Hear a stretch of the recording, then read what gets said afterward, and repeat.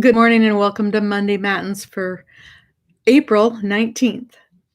This coming Thursday is Earth Day, so it's only right that we spend the week or the month focusing our thoughts and our actions on caring for the planet on which we live.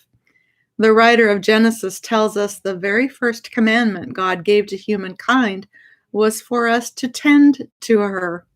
The psalmist tells us that the earth is God's and the fullness thereof.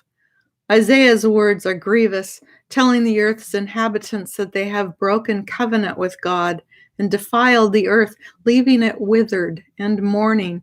And that was about 700 BCE, or approximately 3,000 years ago. So, what reparations have we made to the earth since that time? In what ways have we restored the covenant with God and truly become caretakers for God's good and beautiful earth? The old commercial said, "It's not nice to fool Mother Nature, yet we toy with her daily. We destroy her bit by bit, mindlessly, willingly."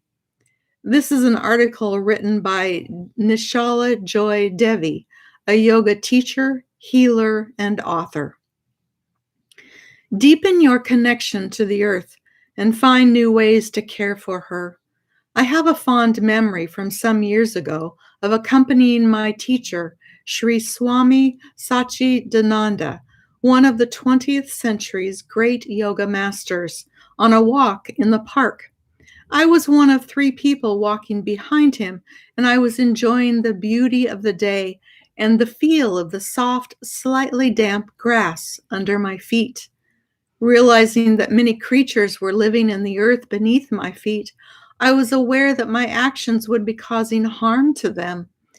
As I was thinking about this, I noticed that as Swamiji lifted his foot before taking the next step, the grass perked back up. Looking back at the grass I had just stepped on, it was flat. Curious to see if it was the same for my companions, I glanced over at the others who were also flattening the grass as they walked across it. Perplexed, the 3 of us approached Swamiji.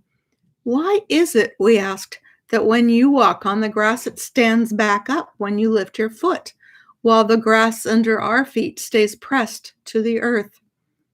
A sweet, reverent expression came to his face as he put his hand on his heart. "I have reverence for the earth, and she knows it," he said. "When I walk on her, I feel I am walking on my mother's bosom." I don't know if I'll ever fully understand what happened that day, but the incident illuminated for me how deeply you can alter your consciousness to love and respect the earth. Even now, as I walk through the park or on the grass, I am conscious that the earth is my mother. Today, it seems almost everyone is aware of how human activity is harming our planet. You're probably already doing many practical things to try to reduce your impact: recycling, driving less, buying green products, and so forth.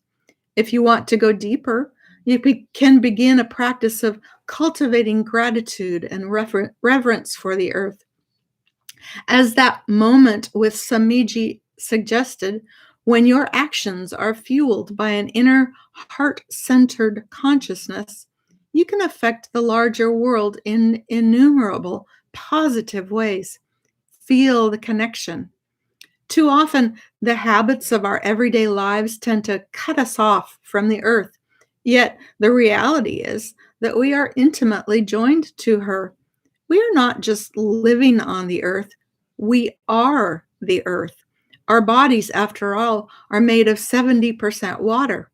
Focusing your attention on the everyday gifts that nature gives you can help you cultivate reverence.